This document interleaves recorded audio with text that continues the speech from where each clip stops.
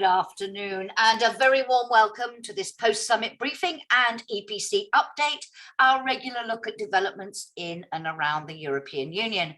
My name is Jacki Davis. I'm a senior advisor to the EPC, and with me this week, as always, Janis Emmanouilidis, Director of Studies at the EPC, and Chief Executive Fabian Zuleeg. And our special guest this week, joining us once again on Update to discuss the escalating threat from Russia and the summit discussions on this and wider security and defence issues, Amanda Paul, a senior policy analyst at the EPC. Thank you very much, Amanda, for joining us.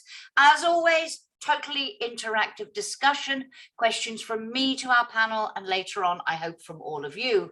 You are all muted for now. If you wish to speak your question, as it were, please click on the raise hands button, and I will allow you to talk when the time comes. If you prefer to write your question, please put it in the Q&A box, not the chat, the Q&A, and please be as brief as possible. So we come to you, unusually, this summit ended last night, not the traditional Friday lunchtime before Christmas, because they'd had another summit on Wednesday. So we've had a little bit more time to reflect on what's been happening, Janis, than we normally do at post-summit briefing. Let's start with COVID and the escalating situation, the escalating concerns. The Council conclusions emphasised, and I quote, that continued coordinated efforts are needed. I was quite struck by the word continued coordinated efforts, because the row in the run-up to the summit, and as I understand it at the summit, was a lack of coordination, a lack of warning of some of the things member states have been doing. Can you elaborate a little bit on what has happened and how serious a threat this is to the cohesion we've seen on the free movement question since the introduction of COVID certificates? Well, first of all, I think that they had a very strong, intense discussion yesterday about COVID's situation. One, because as you had been indicating, we see an escalation of the situation. We see that the fifth wave, the Omicron wave, some even call it the tsunami, is on its way. So that, I think, has set the scene with respect to yesterday's discussions, the worries of what that might mean at the national, but also at the European level. And second, also the fact that unilaterally Italy and Greece this week decided to adopt additional measures for people traveling, additional set of testing needed in order to enter Italy and Greece, without communicating this with their partners, without communicating it to the Commission, which the agreement on the COVID certificate foresees that the Commission needs to be informed at least 48 hours before any additional measures are being taken. So there was that concern about the situation, but also the concern about the fact that individual member states are no longer coordinating, and that might create problems with respect to the cohesion among the EU 27 when it comes to reacting to COVID-19 and potentially now the fifth wave on its way. And not only not coordinating on those internal measures, as you said, the pre-travel tests, we saw Ireland and Portugal also introduce measures, but not coordinating on the external borders. So we saw different responses on the situation Omicron when we first heard about Omicron from South Africa. We saw France taking action on the UK, banning non-essential travel. I mean, is this because this variant is taking us, sort of has taken us by surprise and is happening so fast that in a way it's inevitable? Because Mario Draghi tried to defend himself and defend Italy by saying we have to maintain, we haven't got much of it yet and we need to protect our national health system from the pressure. Is it inevitable? And is it therefore something we shouldn't worry about so much? They may all come into line within a few days. Or do you think something more serious is going on here? Janis, again to you, and then I'll come to Fabian. Nothing is inevitable. So the fact that they are not coordinating is a matter of choice. And one should assume that when decisions are being taken, in this case in Athens and Rome this week, and these decisions are being taken very consciously, or also the decision of the French to close their borders vis-a-vis the UK. These are conscious decisions. And if things are not being communicated, if things are not being coordinated, this is also a conscious decision. But having said that, I think it is the worries which people have with respect to the Omicron wave. The fact that it is so much more infectious than the Delta variant, that it is spreading in a way every 1 or 2 days now, specialists are saying it is doubling in terms of its spread. The fact that it will become the predominant variant within weeks. So the indications are that by February in Europe, that's what the ECDC, it's not what I'm saying, but what specialists are saying, that the variant, the Omicron variant will be the predominant variant throughout Europe. We still do not know how strong the effects are, how dangerous Omicron is, whether it might be potentially more mild than Delta.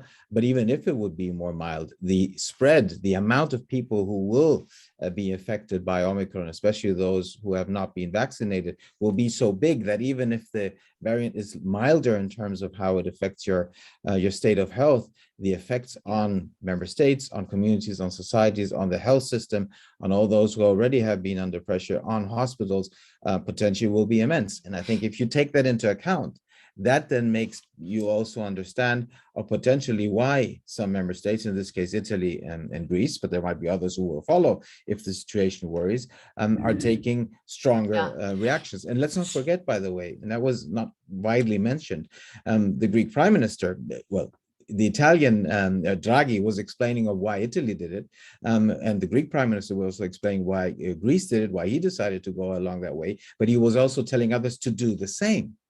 To follow suit.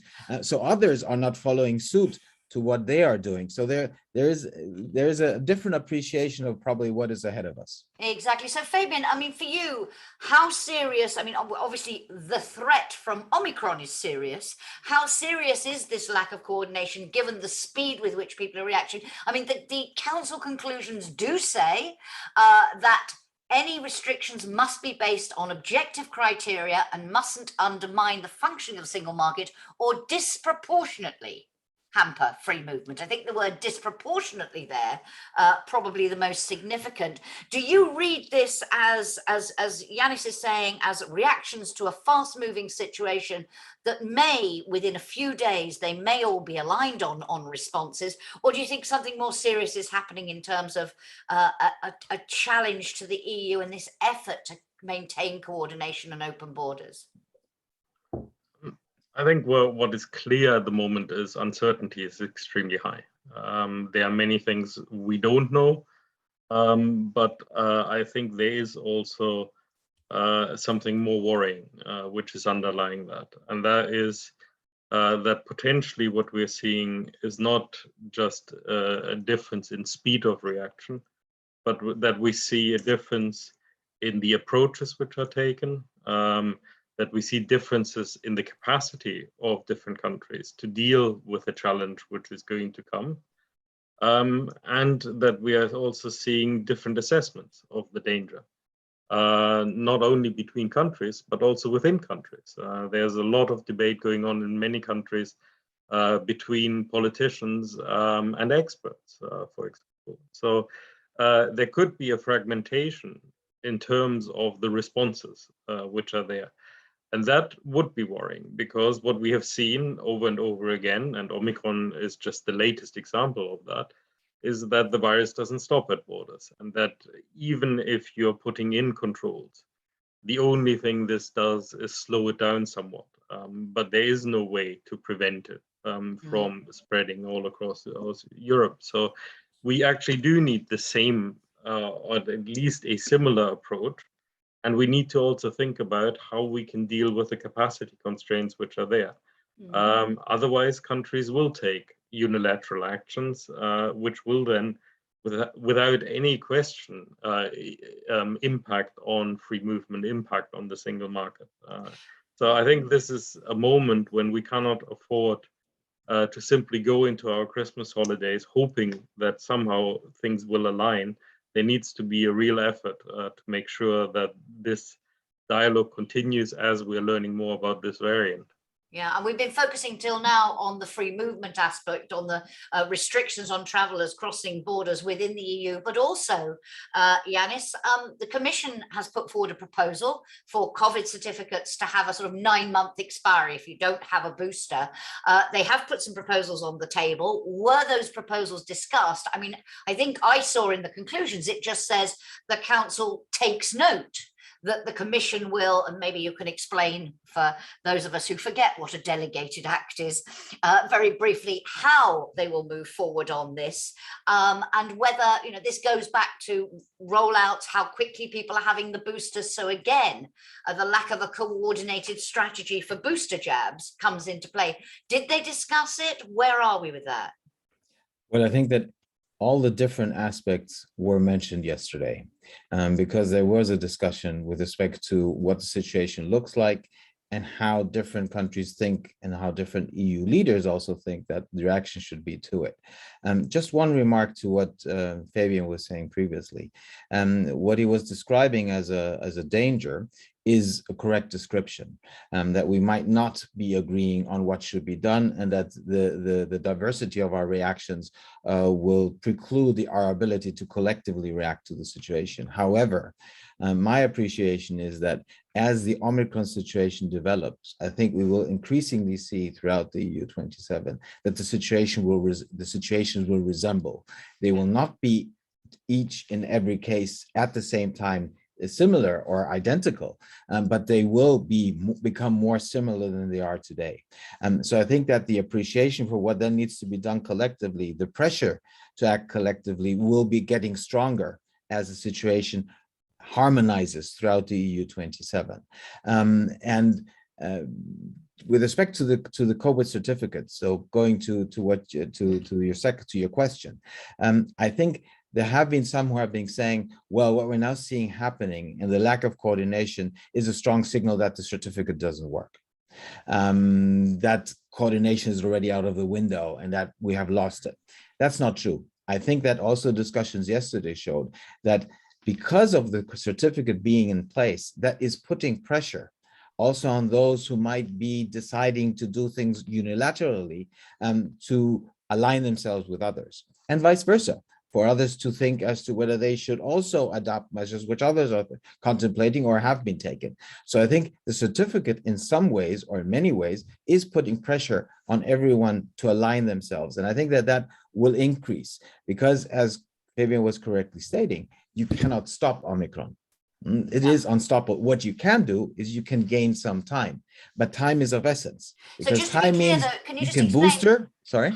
How the Commission, so because this is being done as a delegated act, I know, Fabian, you want to come in, but just on the process, what does that mean in practical terms? It means that the Commission has a strong leverage, to put it very simply, has a strong leverage to take a decision with respect to what it would mean with respect to when the certificate potentially might end in terms of its validity. Right. And there are different models which are being discussed, 6 + 1 month, 6 + 3 months, and there are discussions which still need to happen. The Commission will have to come up with a decision. But I think as the pressures from Omicron will get stronger, we will see that probably we're going to move to something close to 6 + 1 rather to 6 + 3. But it's now up to the Commission. Gotcha. And by the way, it is not something which should in any case be decided at the level of EU leaders. That's something where I think decisions need to be taken somewhere else. It's where the principles you need to agree on at the level of EU leaders. And that yesterday was not a full agreement as we see the differences between the EU 27. Thank you. Fabian, you wanted to come in? Yeah, I just wanted to disagree a little bit with Janis on the question of whether we move towards a harmonization. I think on some issues, yes, when it comes to cross-border, because there also things like the COVID pass, the safe pass will help to bring people in line, for example, when it comes to boosters. But there are many areas where different countries are having very different debates on mandatory vaccination, on issues around children and young people, on the question of the degree of lockdown which is necessary, what kind of activities will be permitted. And that will, by the way, also increase again in January when this wave really hits. There will have to be more decisions taken in that on the way you treat the unvaccinated. So I think there's a lot of scope for divergence there.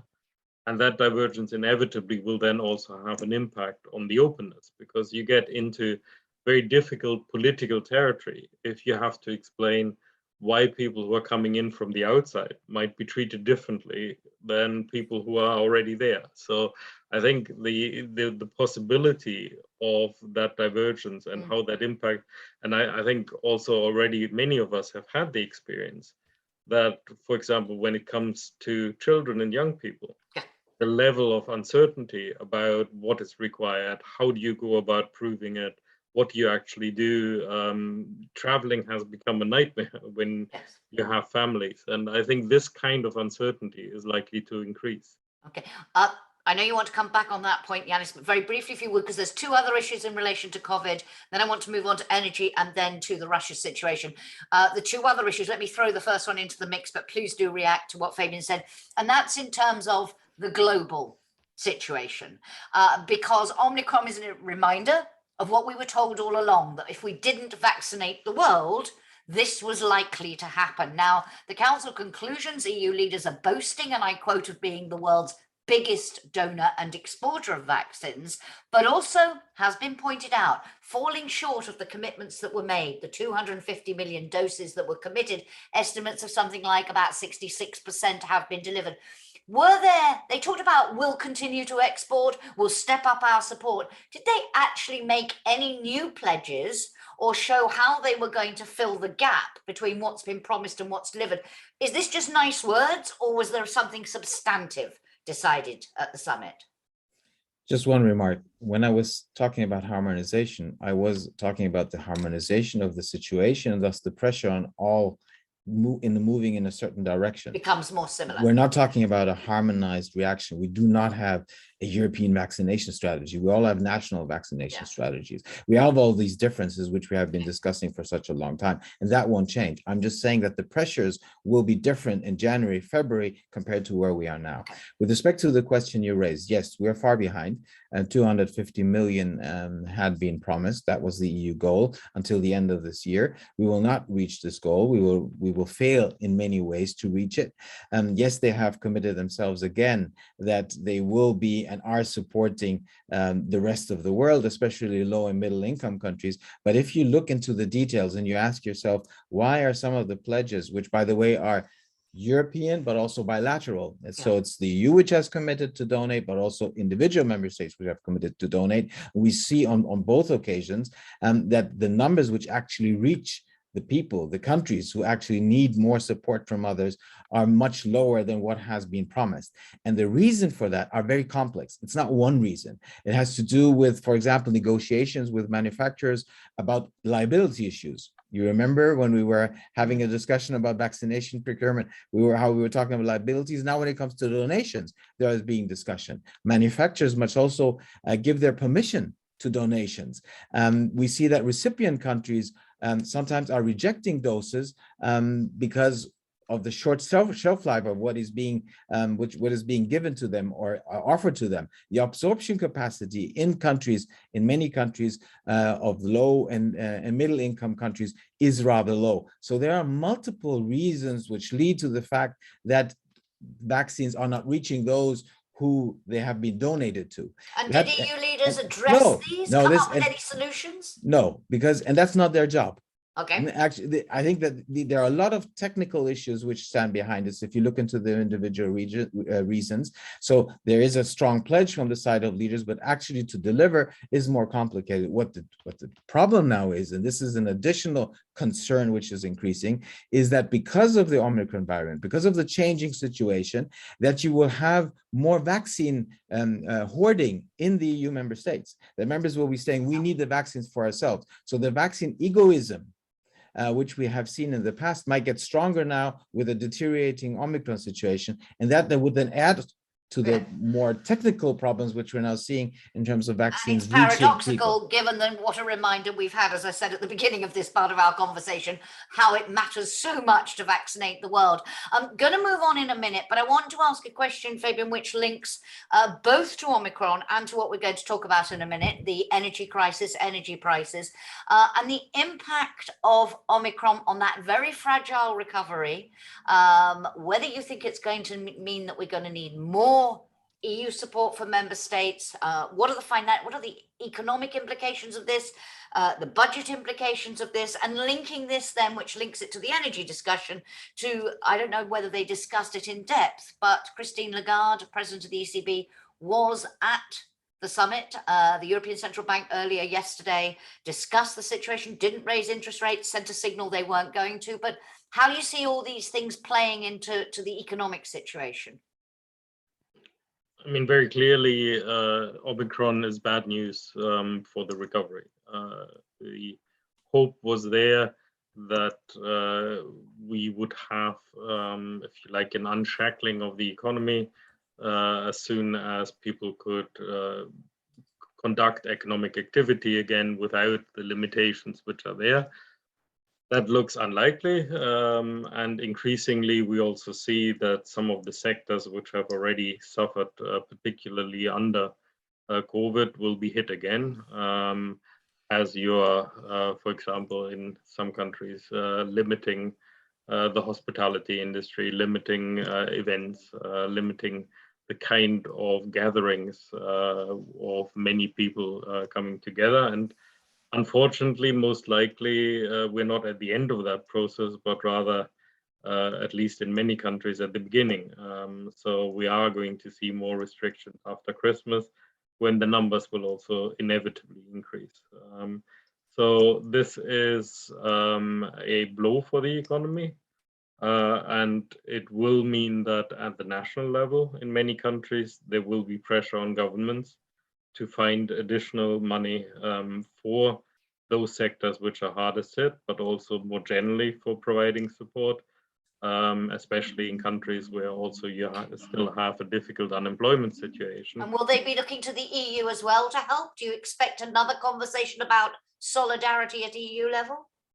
I wouldn't expect an immediate discussion around this. I think certainly there is a discussion, and that also links to the energy discussion around how necessary it is that we also have continued loose monetary policy, that we're not seeing a tightening on that front.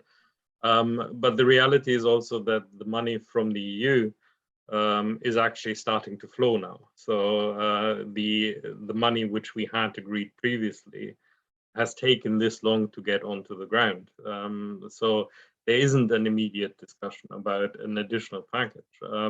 But as this crisis continues, and as we are going to see some more negative impacts on the economy, I think certainly there will be this discussion around can some instruments be used to cushion some of the blow, but also, and I think crucially, there will be a discussion then around economic governance, around the permanence of the instruments we have there, as it looks increasingly like this is not a crisis which will be over, but something which we have to deal with as part of the wider perma crisis. Okay, we do have to move on, but if anyone has any questions related to the COVID situation, as I say, you can either raise your hands or in the Q&A box. I'm going to bring Amanda in shortly, but I do want to talk about the issue which I think surprisingly, Janis, caused the most division and the most difficulty at the European Council, and indeed ended with a long debate and then no conclusions at all on the energy crisis. What happened? Why is it so divisive? What were they arguing about? And no conclusions is quite rare. You usually come up with something, however bland. What happened? Yes, I think that, well, we were not surprised about the fact that they had strong discussions about that, because we had seen already in October at the EU summit how difficult and how divisive this issue is. So this was not something which should have come as a surprise. What is a surprise is that they could not agree even to some kind of wording for the European Council conclusion.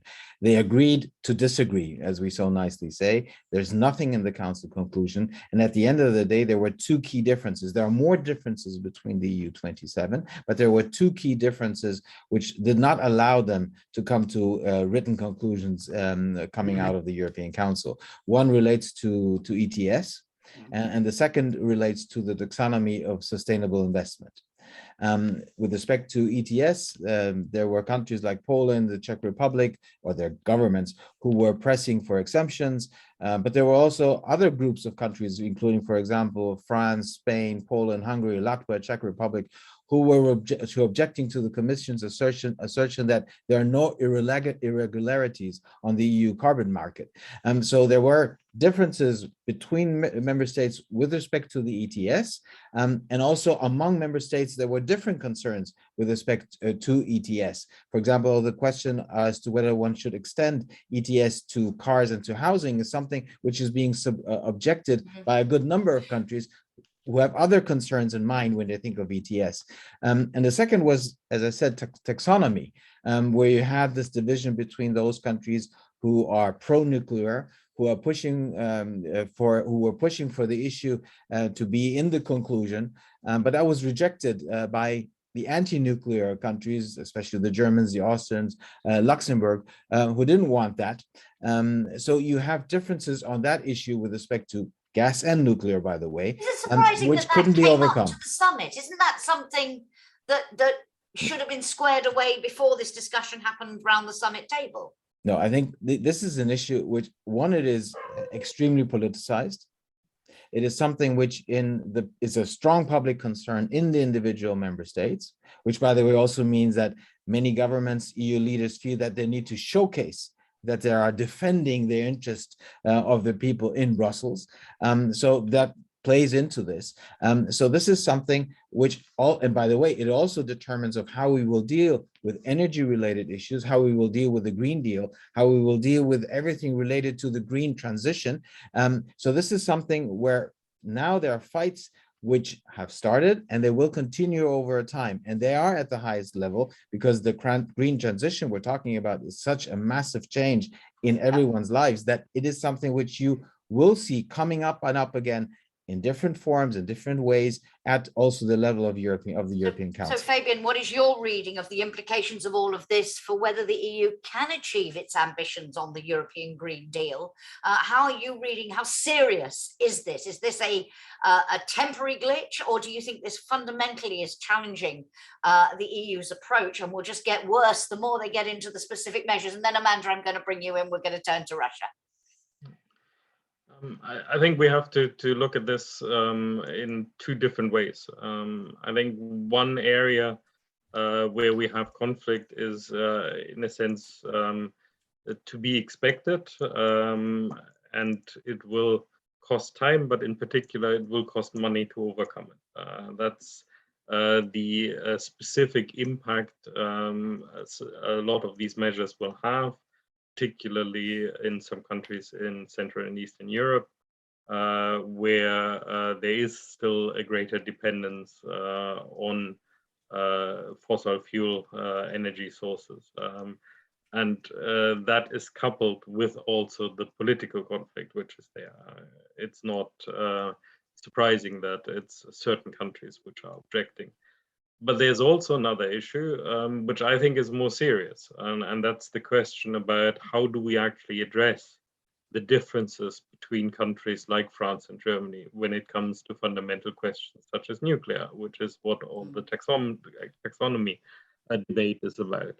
And there it shows that it is actually very difficult to have a ambitious climate policy if there are fundamental issues around energy policy which we disagree with. And all of that, and that's linking to what we are going to discuss with Amanda as well, is also linked to the wider geopolitical situation, bringing in questions of strategic autonomy, of energy security, and of how energy also is a weapon, a tool within the geopolitical game which is being played. So this is a very complex problem. It's a wicked problem, as people say, which will require a lot of time and energy. So it is not surprising that we didn't get an agreement. But I think what we have to be aware of is that we will have to invest very serious time and energy into finding solutions. And this is also a message to the German government and to the French government that they have to sit together and find solutions for this, because if they don't find solutions between them, then this is not going to move forward. And any implications, just briefly, for the Commission? Ursula von der Leyen was, particularly on the taxonomy issue, trying very hard to find a way out of this, but didn't manage to do so. In this situation, does the Commission simply have to wait for France and Germany to do what you suggest, or can it proactively move this forward? I think the Commission always has a role in trying to put forward compromise positions, trying to bring people around the table. Indeed, this should also be a role which not only the Commission does. I mean, this is a role where also Charles Michel should have a big role in bringing the member states together. Yeah. But it is a very difficult task. And I think on this, there is also a long-term consideration that in the end, I think we have to stop pretending that some of this can be done without making difficult choices. Yeah. At some point in time, you cannot fudge anymore. You cannot just try to find a form of wording which is so vague that everybody can sign up to it, because there are concrete decisions which have to be taken. Okay. Concrete decisions also may be looming, Amanda, she said, segueing from one topic to another slightly clumsily, when it comes to Russia. We have council conclusions warning the Russians, and I quote, of massive consequences, of severe costs if there is any further military action in Ukraine. But the Ukraine's pleas on the eve of the summit for preemptive sanctions, for a deterrent action, fell on deaf ears. In fact, I'm not even sure there was a discussion about specifics. They did talk about coordinated measures with partners, but discussion of specific sanctions. Was there any specific discussion, and where is the balance in this? Should we try to send a signal now to Russia or wait until they actually do something? How did the argument play out at the summit, Amanda? I mean, first of all, the situation is very serious. I would consider the conclusions to be rather wishy-washy and weak, not sufficient at all. If we can take account of the fact that the EU and the US has been calling on Russia to de-escalate for weeks. This hasn't happened. What we've actually seen is an increase in Russian troops at the Ukrainian border, so they're not interested in listening. At the same time, you have to put this into the bigger regional context of what Russia is actually doing beyond Ukraine. The fact that Russia now basically controls Belarus, has increased its military presence in the country. In addition, obviously, to the crisis on the Polish-Belarus border, where Russia had a foothold. Also, Russia's increased presence in the Black Sea, its maneuvering in the Sea of Azov. And if we go further afield, the shenanigans that are now going on in Georgia. So you need to put it into that context, which is why, I mean, I believe it's a mistake for the EU to simply respond by saying to the Russians, please stop it, or we're going to get very angry and there's going to be serious consequences. I think it's time that these serious consequences are actually explained, first of all, or at the very least, that there's actually one position from the EU on what those consequences are, because I'm not sure that there is actually one position vis-a-vis sanctions at all. Who is in which camp? For those who say, like you, we need to get tough now and we need to spell it out, and those who are saying until they do something, we need to wait, we need to warn, but we mustn't do anything. What's the balance? Who's in which camp? I mean, I think those countries that are calling for a tougher response, you know, are the Baltics, Poland, these countries that really recognize the serious security threat that emanates from Russia. I would say, of course, I can't be 100% sure that perhaps some of the countries in the Mediterranean, France, Greece, for example, perhaps have a more cautious approach. But I mean, you also have to take into consider here, it's not just about politics. I mean, putting tough sanctions onto Russia can also have economic consequences for the EU, because the economies are linked. So there could be costs to pay, which some member states don't want to pay. This was certainly the case in the past, hence the reason why we're waiting, and we're waiting. But I mean, you can't wait with the Russians. I mean, you need to, Russia needs to believe that the consequences of its action are going to be so high that it's going to be very painful. Then you may get something from the Russians, but just having this, oh, you need to stop it, you need to behave, or we're going to do this and that and the other, it won't work. Also, if you take into consideration the hybrid element of this as well, because it's conventional and non-conventional, disinformation, weaponization of migrants, weaponization of vaccine. I mean, Ukraine is being targeted from every possible angle here. It's under significant pressure. Thank you. And Amanda, just to follow up before I bring the others in, did they discuss at all, the type of sanctions? What are they looking at? What is the range? And what would trigger them? What would constitute that escalation of military action? As you say, the troop buildup is continuing. What would be the trigger point? Was there any discussion of concrete measures and trigger points? I think, unfortunately, the trigger point would be Russia invading Ukraine again, or maybe continuing the invasion that is still ongoing.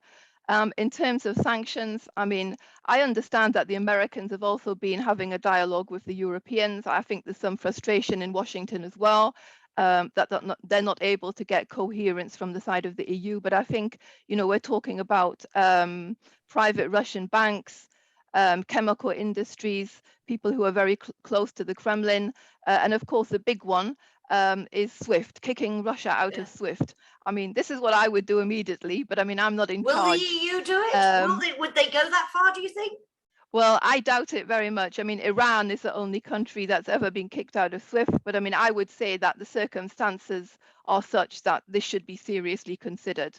Because once Russia invades Ukraine, I mean, this will set off a whole different set of challenges, you know, possible migration flows into the EU, instability across the entire Black Sea region, which will involve a number of key countries and partners, and this needs to be avoided at all costs. Thank you. Let me just get an assessment and we'll turn to the wider implications of all of this in a moment. But I'm sensing despair in Amanda in what she says and how she says it about the failure to be clearer, to be tougher, to be more decisive at this stage. Wishy-washy, she called it. Janis, would you agree with that? Yes, I think that one can agree with that. And it has to do with the reasons which already Amanda was mentioning. There are differences among the EU 27 on how to deal with this, how to react to it. And there are also differences which have to do with the potential consequences of certain sanctions, of certain measures being taken. And there are more fundamental differences between the EU 27 when it comes to the approach vis-a-vis Moscow. So all that now comes together and makes it difficult for the EU 27 to agree on what actually should be done. And what also comes in addition to that is this argument of we want to hold the cards close to us. We don't want to now already say what we will be doing, because that could help the other side, in this case, the Russian side, to prepare to what might potentially come. But that's also being used as a fig leaf. So you have these huge amount of differences. The question is, what would trigger pressure on the EU 27 to react further than what they have done now? So if there is an invasion, that will create that pressure. But we've seen in the past that even when we come to that moment, member states struggle. So yes, they will be ready to agree on more than they would probably now do, or ready to agree at this point in time. However, the question will then still be, how far would they go? Because they might then fear what the consequences of their decision would be. So I'm not really sure that if we get to the worst of potential outcomes, which Amanda is warning us of, that you will see that the EU 27 will then get, to put it in simple terms, because we have heard officials in the last few days say, okay, at this point, there may be this argument about whether you take deterrent action or not, but if Russia Yes. invaded, then we would be united, then we would all be together. No one departs from that. You're saying not, you might be united in condemning it, but how far you're willing to go, Fabian, could still not be, there could still not be a consensus on that. How concerned are you about the situation now and this failure really to be clear about what would trigger the reaction? And I'll come back to you in a moment, Amanda, on whether you think there would be a more united response if the worst happens. But Fabian first. I mean, I think firstly, it's important to continue to emphasize how serious the situation is, and that actually the experts tell us that this is not just saber rattling. It's not just to try to push the West into a certain position. So that's important to keep in mind, because if we just thought this was bluster, we would react very differently than we should be reacting now. But I think there's a fatal flaw in the thinking which is there, which is, in a sense, we always are thinking about, rather than thinking in a deterrent way, we're thinking in a reactive way. So we wait until the worst thing has happened, and then we put things into place. And even if we were completely united at that point, it's highly questionable whether ex post measures can change what has happened on the ground. And I think this is coming back to, in essence, a fear on the European side, that if we take ex ante measures, deterrent measures, then there will be a reaction which will be painful also for us, which is absolutely true. But that is how this kind of thing works. If you are in this kind of conflict, if you want to impose sanctions, then what that means is that you're showing the other side that you're willing to inflict pain on yourself to prevent them from doing a certain thing. And if you don't do that, you don't have the credibility. And I think this is the essential issue we have at the moment, that if we have the Commission President, it is not the fault of the Commission President in this situation, but if we have the Commission President standing up and saying there will be severe consequences, once you do that, it's not credible. It is far more credible if you say there are severe consequences now, and we are willing to take the pain, but we're not willing to take the pain, and that's the reason why we're not acting. Okay, let me come back to Amanda. Amanda, I have a couple of questions for you. A reaction on this point about even if the worst happens, and I don't know how quickly you think it might, I don't know what the current reading is on when this crunch moment might come, that the EU, Janis was saying, would still struggle to get its act together in a united way. Do you agree with that? And then I wanted to ask you, did Nord Stream 2 come up at the summit? And if so, what position did our new German Chancellor, we'll come on to him in a moment, did it come up? And if so, what position did he take? And then I wanted to ask you about the Russia-China video summit conference call the other day. But first on the EU unity, if we get to military action, and if and when you think when do experts tell us if it's going to happen, it's likely to happen? I mean, first of all, President Putin likes holiday periods when people are away from the office. So the next few weeks could very well be, the timing for something major.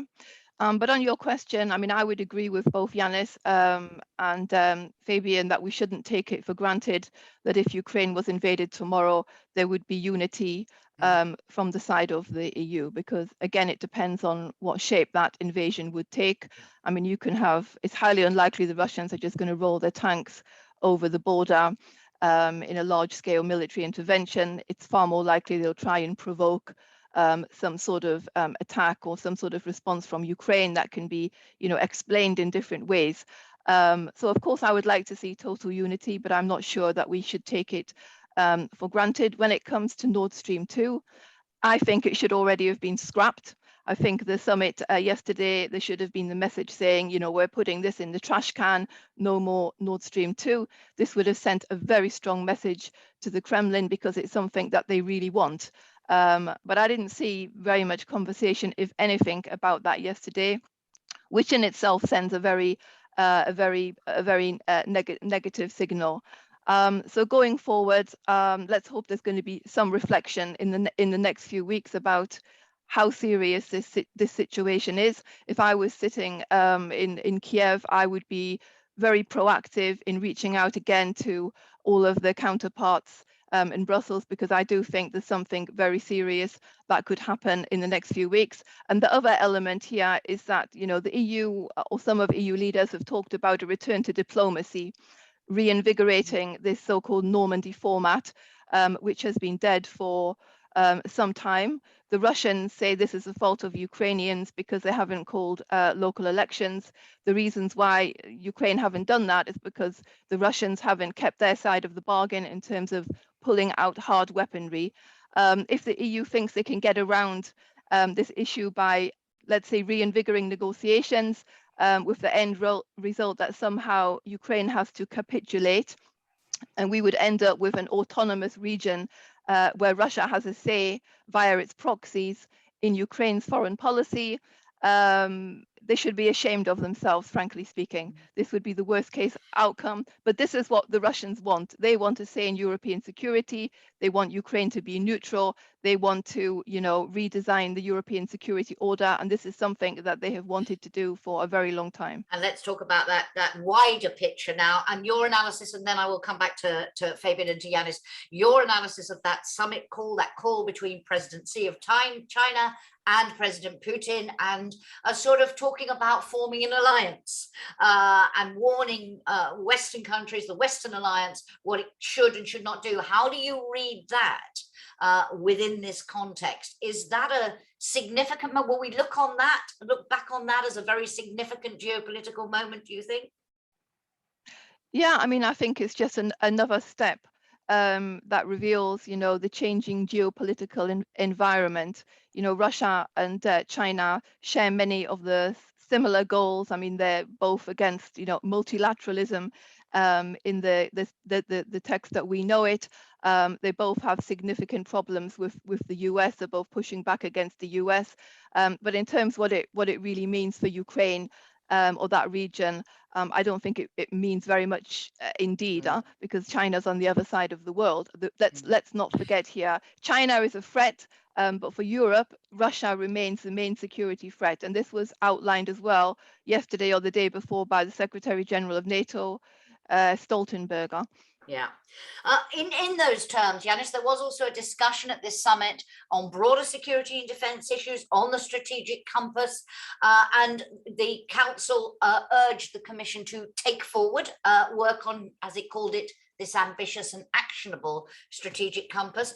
Do you think that what is happening, the developments in Russia, are influencing and adding new impetus to the discussion on the strategic compass, on Europe's strategic autonomy, those conversations? Well, let me make also some remarks to two other issues, and then I'll come to this very quick. On Nord Stream, this is always in the air when we talk about relations with Russia. And yesterday also, because of the entire discussion on energy, there's also obviously a link to Nord Stream 2.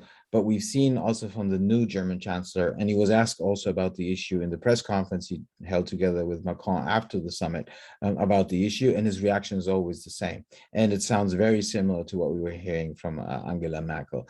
This is a technical issue. It is not an issue which should be politicized. There's a decision that needs to be taken, which is an administrative decision, not a political decision. In Germany, the authority which needs to take the decision, that decision now needed, is saying it won't take that decision the first half of 22, so you're gaining time with this approach. But we hear a lot of the same things, which also means that everyone who has that in mind knows that what Berlin is arguing, will continue to argue, and also the new chancellor, not the entire government, but the new chancellor's argument is very similar to what we have been hearing from Angela Merkel. With respect to Normandy, to the Normandy format, we're seeing that the French and the Germans together are pushing, and they're also pushing Kiev towards going back to the Normandy format. And Amanda is right, there would be consequences of that if you would do that, but they're clearly pushing in that direction. And they did that already on Wednesday, and they already are, they did it also yesterday. With respect to the strategic compass, obviously this is putting pressure, and it clearly shows that more needs to be done, and that the things which have been put forward are being discussed in the context of the strategic compass are things which we need to do. However, having said that, this is not the first time that we see the need to do certain things, and then we see the discrepancy between what we do in practice. So yes, this is something which should and is a motivating factor. And we see also that there is certain progression in the discussions, the readiness to do certain things. Also, you know, the level of interaction between EU and NATO, we've reached a position where, you know, all discussions are gone, and we're not talking about that any longer about, you know, is there a competition? This is a long gone discussion. However, having said that, the need is there, but the readiness to actually do what needs to be done is not there. And here also the new government in Berlin is not an easier partner, by the way, on the German side when it comes to that. Fabian, yes, it's a motivating factor, but it's not a big enough motivating factor, it would seem, if I interpret Janis correctly, to really drive progress. He says, we've been here before, we see the motivations, but it doesn't necessarily deliver. Are you more optimistic that the EU is getting to the point of really getting its act together in this area, or not? And I'm not more optimistic, because I think what more action actually means is making difficult choices. It means that you have to address some of the issues which are underlying this. And that will mean that countries have to come to terms with, for example, additional spending in particular areas, with consolidation in certain sectors. I mean, there are many implications. It means we have to have, if we want to have real strategic autonomy, we have to talk about a proper industrial policy, which applies across different sectors. So there are many of these kind of implications, which, despite the crisis we are facing, and it's not the only one, the member states aren't willing to put on the table at this moment. They will be put on the table once you enter into the hot phase of the crisis. Let's hope that that is not the case, that Russia doesn't invade in the end. But if you are then trying to cobble something together at that point, it will never be as effective, as comprehensive, as something you had developed beforehand. But unfortunately, that seems to be the way we deal with crisis. Yeah, it will only be done in a reactive way, not a proactive way. Okay, we are coming to the end of our time, and I want to touch on two more things. I'm going to be very unfair at the end and ask all three of you to give me an assessment of where you think we are at the end of what has been an incredibly challenging year for the European Union. But before that, just two words about Olaf Scholz. He said, he seemed to look as if he was enjoying himself. He was relaxed. He said at one point, I feel comfortable. He did a joint press conference with Emmanuel Macron afterwards, which suggests that relations have got off to a good start between them. What is, Fabian, let me come to you first this time. What is your reading of how he approached the summit? What this tells us about how he is going to, in general, approach negotiations at the EU level? Was it an impressive first outing? I think it was a very good outing for him in the sense of him personally. I mean, clearly we've talked about what the summit didn't deliver, but in the way he was present. But we shouldn't also underestimate that, of course, not as a chancellor, but in his previous roles, he already had experience of these kind of processes at the European level. That he also knows Macron, so this is not a new relationship, it's a rekindling of something which was there beforehand. But overall, I'm sure he enjoyed himself, given that this is also a sign that he now is Chancellor, something which maybe a year ago he wouldn't have expected himself. So in that sense, I think it was a good summit for him. Just a little footnote I just wanted to put in here, not about Scholz, but it's interesting that today we've had the election of the new party leader of the CDU in Germany, with Merz being elected now to lead the party. And there's very little reaction around Europe. It shows how quickly you can move out of the limelight when things are not going in your direction. Absolutely. Janis, your assessment of the Chancellor's first performance, what it tells us, and his relationship with Emmanuel Macron, as I say, seems to have started well. What can we read into that? Well, first of all, I think one needs to understand that Olaf Scholz is someone who reads politics very well. And he's someone that brought him into the office when he was saying a year ago or even before that he could become a chancellor. Everybody was smiling and thinking he's crazy. And he knew what he was talking about. And he had a scenario in front of his eyes, which actually materialized. So he knows how to deal with new and difficult situation. He also knows how to send signals. And he was very consciously sending the signal of calmness. I am in command. I am up to this task. Don't ask yourself as to whether I will be able to fill the shoes which Merkel is leaving behind her. I'm aware of how strong she has been, but the fact that I'm aware of it also shows you that I know what I need to do.